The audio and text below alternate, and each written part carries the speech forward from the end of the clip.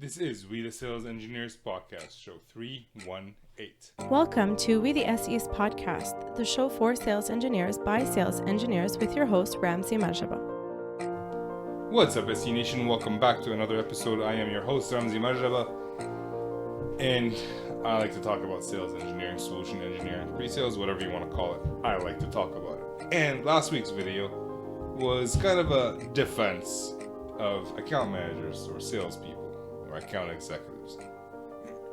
So I've been an account executive, or my official title is solution specialist, but what I'm effectively doing because of the way things shaked out is account management, account executiveness.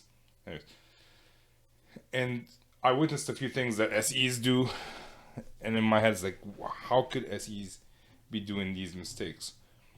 So I created a podcast to highlight those things, and there were 10 things that I highlighted. You might want to check out the episode from last week, which I'll leave in the show notes. But since then, I've had many conversations about it, and a lot of SEs came in to defend SEs. So, like I jumped on Chris White's mastermind, the 6 Habits Mastermind. If you want to be a part of that, you kind of have to take the certification course to be able to be part of the mastermind.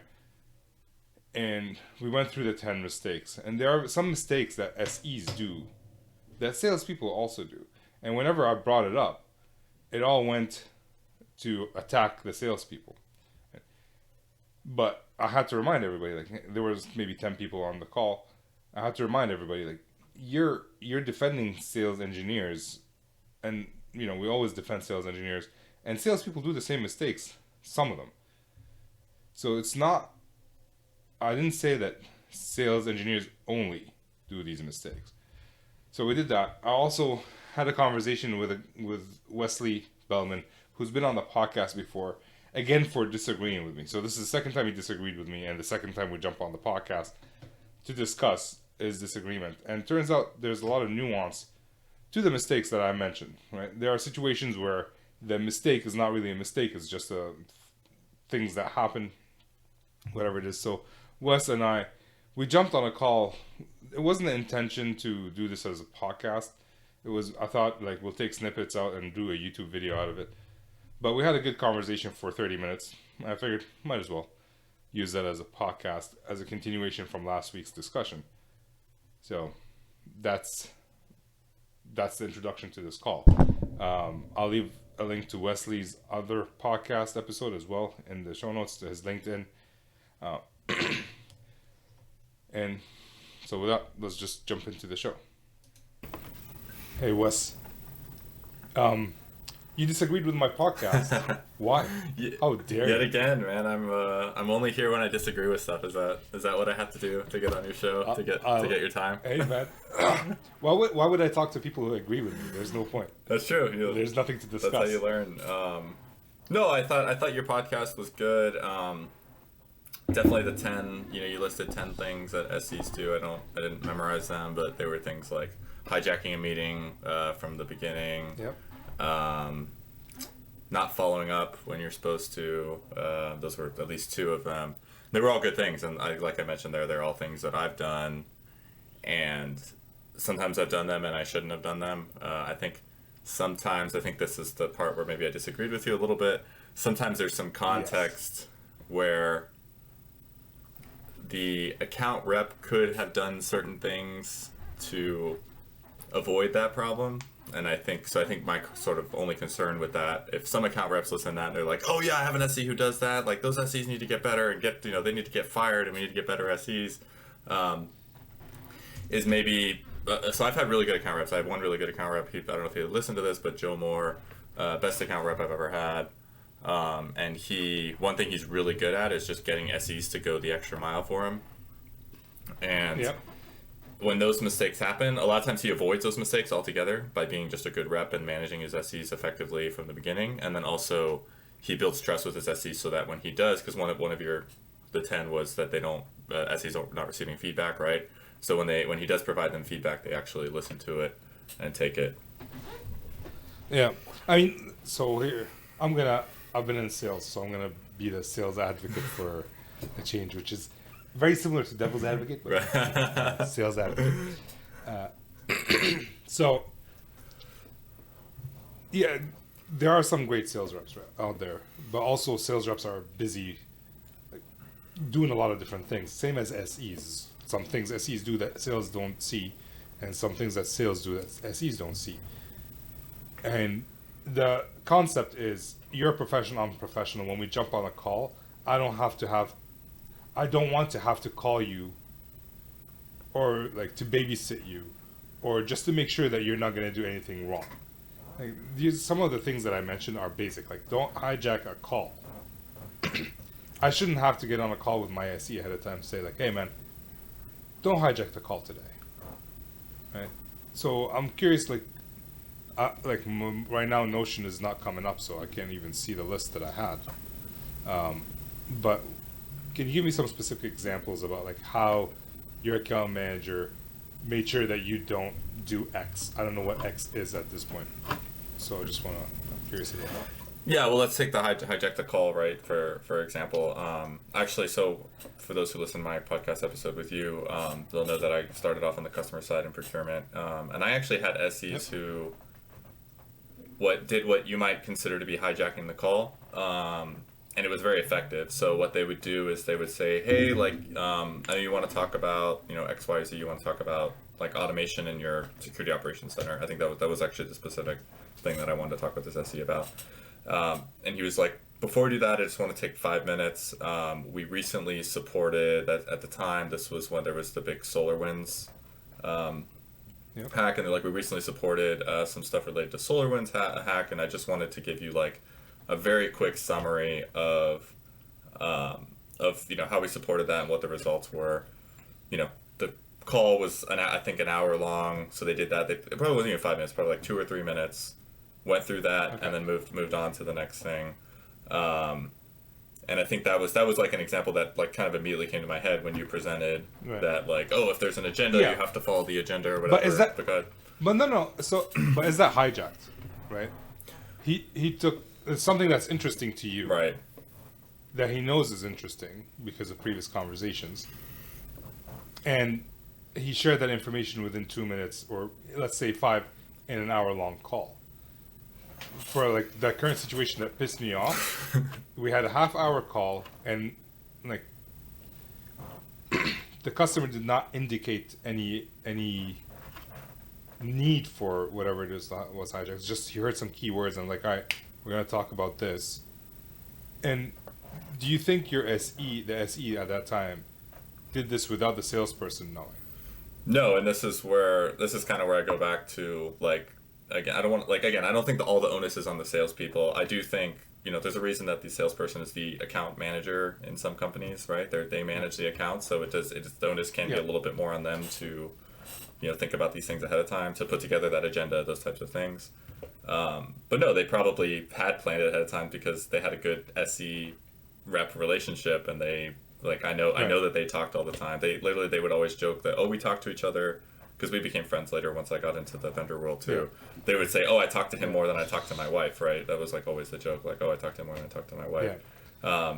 And some reps, I like Joe Moore, great rep. I won't say the name of any of the bad reps I've had, but I've had some bad reps who it's just like, they just like, oh, just be on this meeting. Like you said, no agenda, just be on this meeting. And you just go there and you're just like, I'll just do my best. And then they call you afterwards and they chew you out. And you're just like, okay, this is, thanks for not communicating. And then they echo some of those frustrations that you were echoing in your thing. And it's just different depending on, that's what I'm trying to add, say, like, it's different depending on the context. But go ahead, I'm done. Yeah, but like even for that SE friend of yours, one, he was tied one-to-one to his account manager, which makes life easier, right? But the second thing, I would have done differently than he would. And again, that could be just the way I do things. I would have said, like, hey, we have an update about the SolarWinds issue. Can I share it with you before we get started? Like, I cannot, like, I don't want to get on a call. If our agenda is this, I don't want to get on a call and just tell you, I want to tell you about this for a couple minutes without getting your permission. So even that SE, even though it was useful, I would have went about it in a different way, personally. And yeah, some That's a good point. Yeah, definitely like getting that feedback is something SEs can be bad at, right? So it's like the ones who are less, more techie and less personable tend to be bad at. But go ahead. Sorry. Like, I have around 300 episodes, over 300 episodes on my podcast. And I don't think we've said one nice thing about salespeople. So I just wanted to take one episode to say, like, hey, we drive salespeople crazy too. No, and I like that at the beginning. I mean, it is like, like you said, we make all these jokes, like, like, oh, the people who got a lobotomy and stuff like that. I literally have friends who, like, they're great SEs and they definitely lean more sales. And I'm like, why don't you go be a salesperson? Some companies, not every company's like this, but in a lot of companies, salespeople make more money. Definitely, if you work hard and you're good at what you do, you have the opportunity to make a lot more money.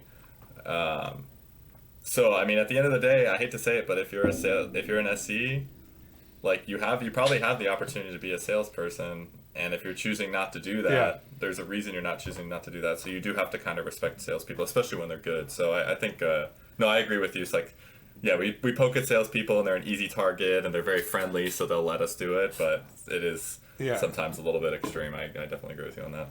Well, I think it's because in the end they laugh more in the end. Right. Was that even a statement that I just? Yeah, like they wipe their tears with all the money that they're making. With all the money. The immigrant is coming out as I'm talking to you right now. But so like, they can take it. They're pretty strong. They're to be in sales, you kind of have to have very tough skin. But like there are salespeople who like never send out an agenda. I've been on call, I've been on invites where there are no agenda, and my question is, what are we talking about? Oh, we're just going to meet with the customer. About what? And then it's like you have to pull it out. Yeah, so I can see those customers, and then you're not really hijacking the call, you're just participating in the way you see fit. I'm going to use your quote, man. No agenda, no attenda. That's not mine. I wish I could take credit. I don't remember who said it, but I was doing a presentation on one of the Consensus Demo Fest thing a couple of years ago, and someone said it in the chat. I'm like, screw it. There's no reason for me to finish this presentation. That stole the show. But yeah, no agenda, no attenda. That is the rule that I've been using from now on. Anything else you disagree with? No, but I can give you another example. Like, so the feedback one, for example, right? So I think. Feedback is hard. Like, feedback is really hard. And I like the way you said, so I guess here I am agreeing with you. Anything you disagree with here, I agree with you. But I did like what you said, that like, you said something like, not all feedback is good, not all feedback is correct. I think that's something, when I was in the military, that was something where it was like, oh, you have to fight for feedback and take feedback. But sometimes people give you feedback, with like no place giving you feedback, and it's not good feedback. And I think once you receive feedback from somebody, sometimes you have to think like, does this person, I guess, like, first of all, is this person even qualified to give this feedback, And then also, is that person like the type of person that you want to be? Like, there's people, like, you might like somebody or respect them, but maybe they're not the type of person that you want to be. So when they're giving you that feedback, you might think, well, that might work for them, but that's not really where I'm trying to go with my personal life or my career. But what I think also, I guess let me just ask you real quick, just one word answer. Like, what's the number one most important thing in sales? Like, most important. What? Selling. Like, would you say it's trust? Like, I've heard that a lot of people say it's trust. Like, would you say that's the most important?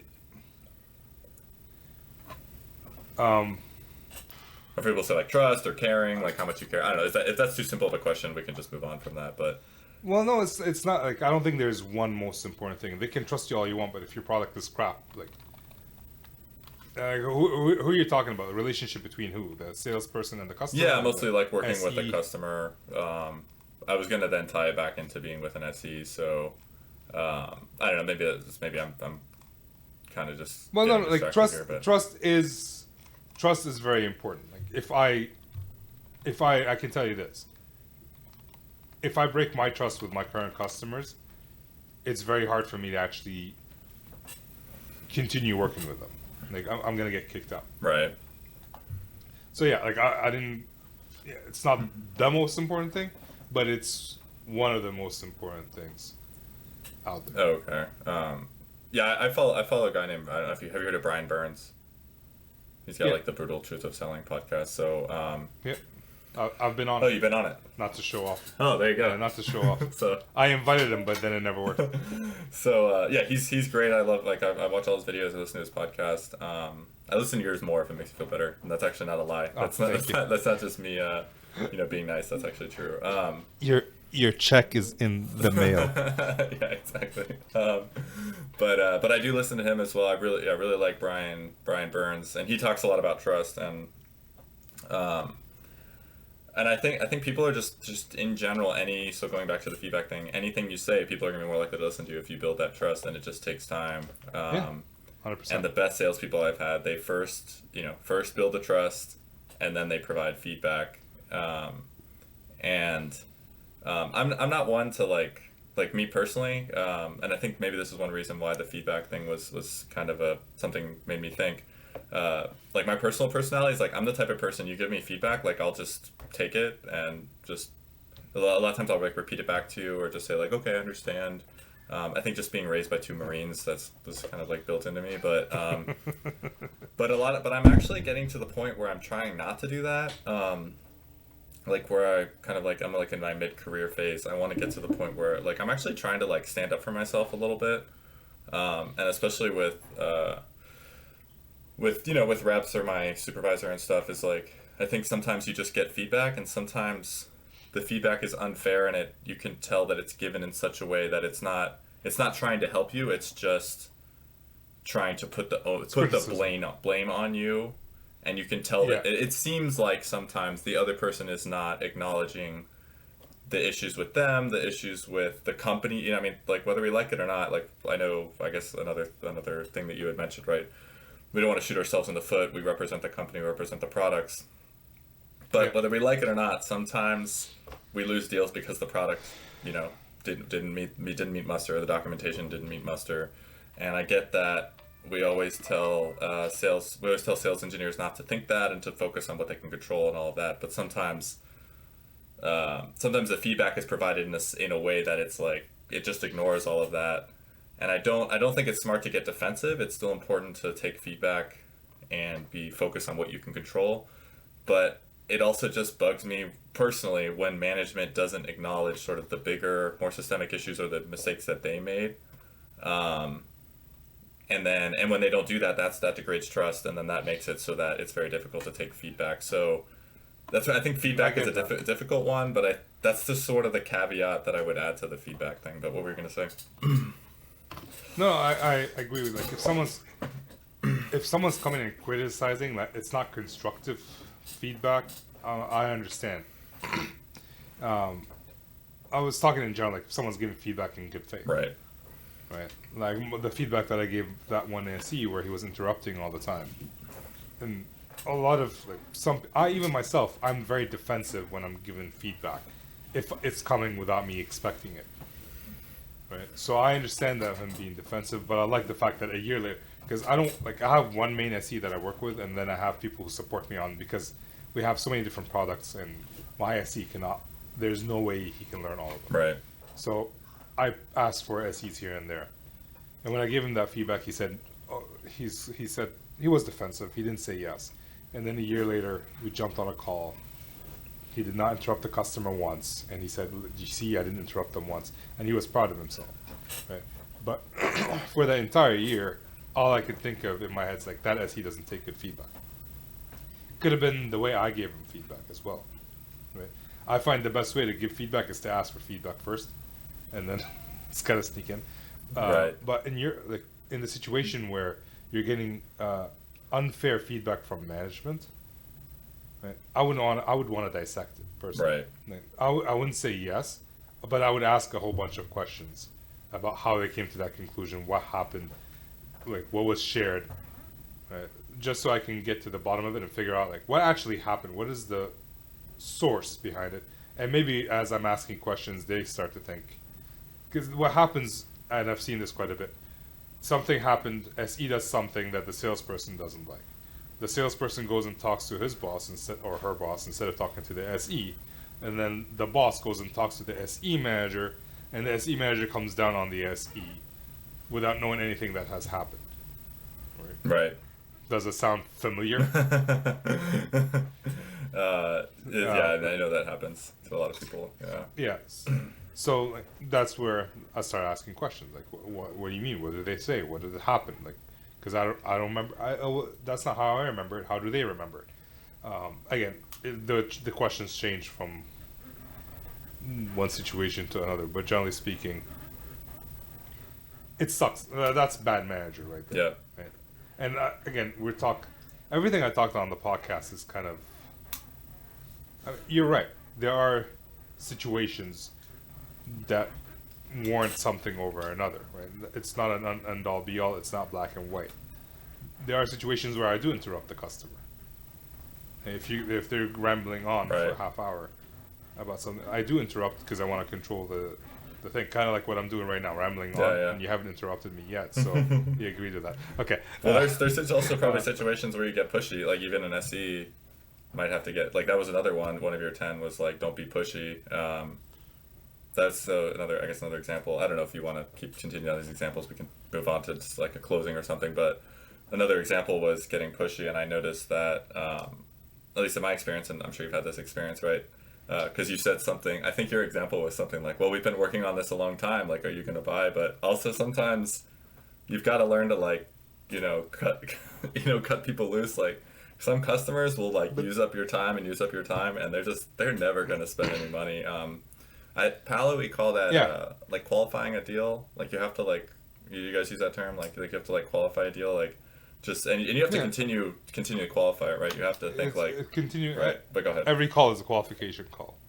There are some situations where you're being abused, and that's something that you and the salesperson work on together, right? But you don't go up to the customers like, "Are you going to buy or what?" Right? That's probably true. And there are other examples. There are other examples of SEs being pushy, I see something that can help the customer. Right. The customer doesn't see it yet, and I keep trying to shove it. Like, hey, how about this? You want to talk about this? How about this? Without asking any discovery questions, without trying to get them to see it. Right? It's very hard to sell. So that's another aspect of being pushy. I've been in situations where, man, I had a customer call me up, and like we went and visited them. We had a meeting at 10 o'clock. We had badge access to the building, so we just walked in. The guy didn't show up till noon. Oh. Because we were working on a proof of concept together. So I was working on the proof of concept, and he didn't show up. And then he showed up at noon and said, if this is not working by the time I get back from lunch, we're going with a competitor. Right. And that was like within my first year as an SE. So I had no idea what I was doing in general. Right. Let alone how to manage a customer like that. And then after lunch, instead of coming to see us because we got it working, he had a meeting. So I went after, like I looked for him. I found him in a meeting. I knocked on the door and I said, I gotta go by. So like I was frustrated, but so I get it with like some customers just keep taking, but I guess that's how you handle it is different. Right.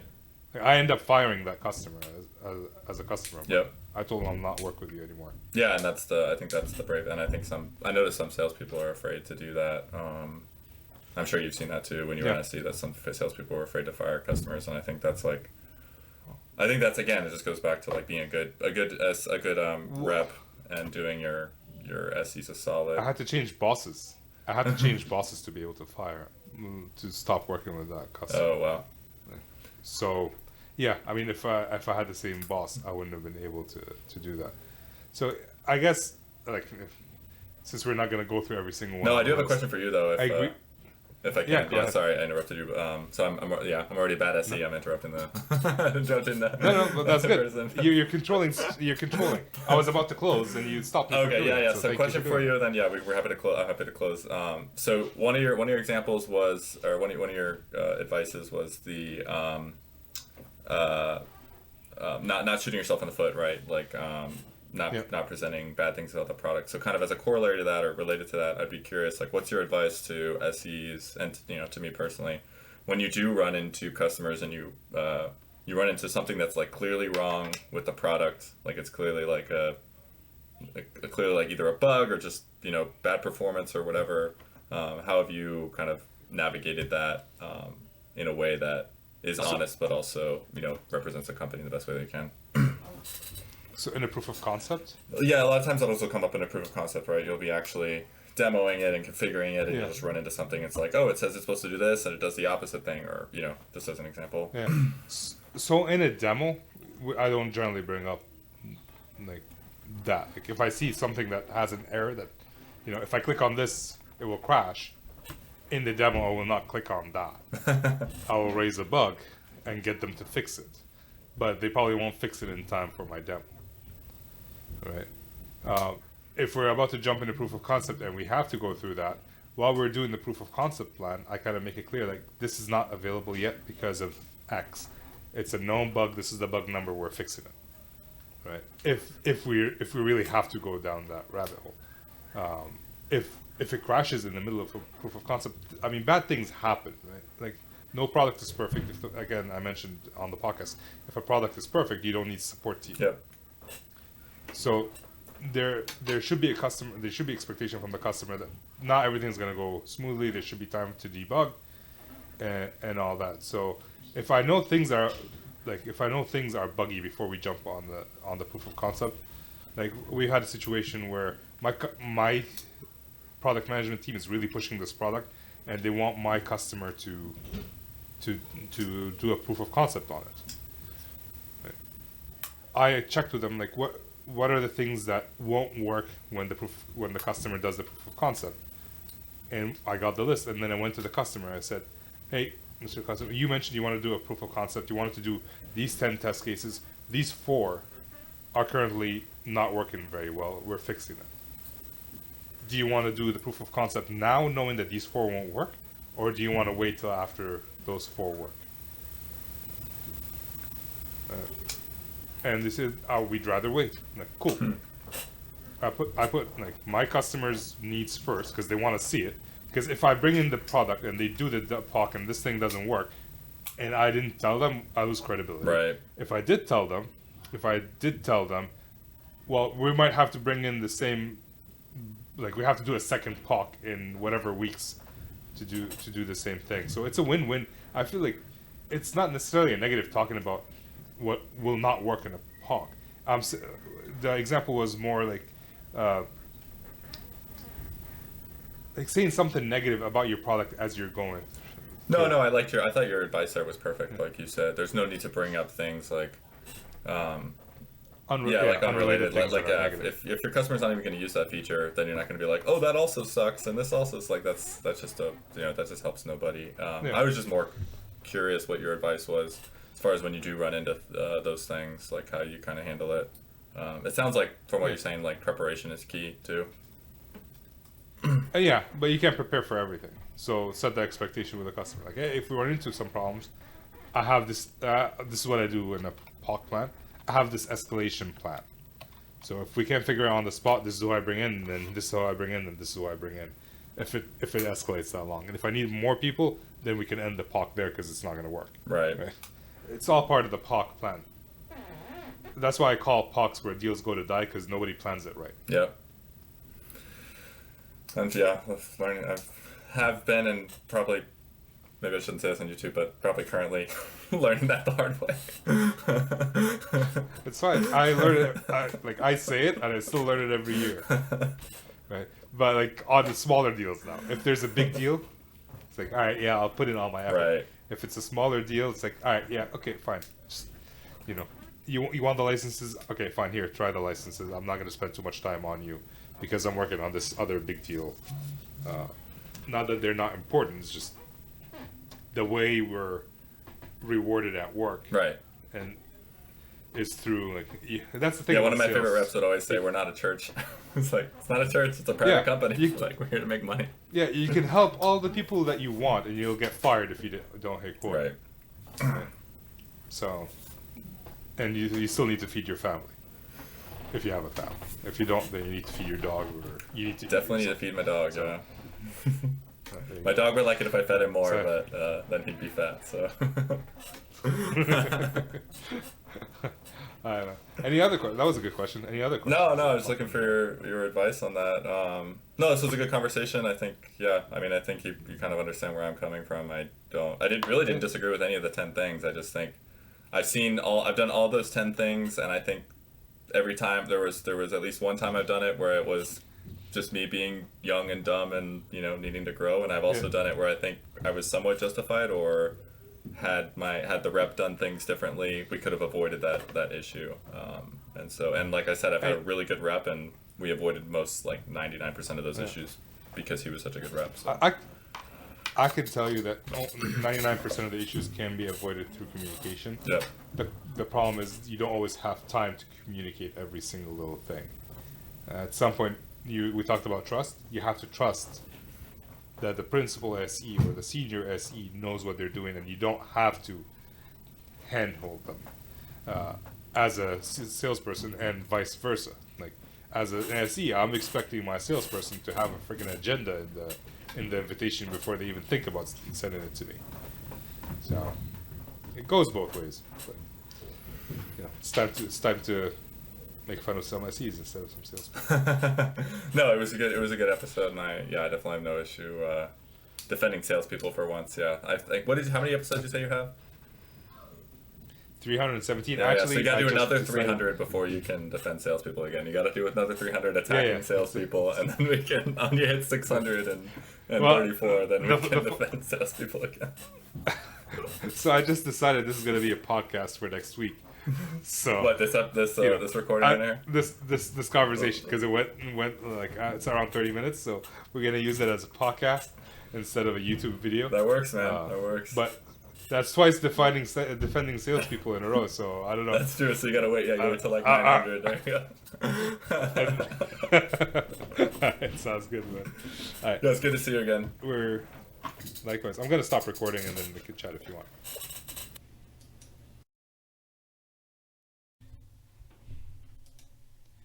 And that's the end of the show. Thank you for listening. Thank you, Wes, for jumping on. So the thing I want to highlight is everybody makes mistakes, right? And there's a lot of things that salespeople do that drive SEs crazy.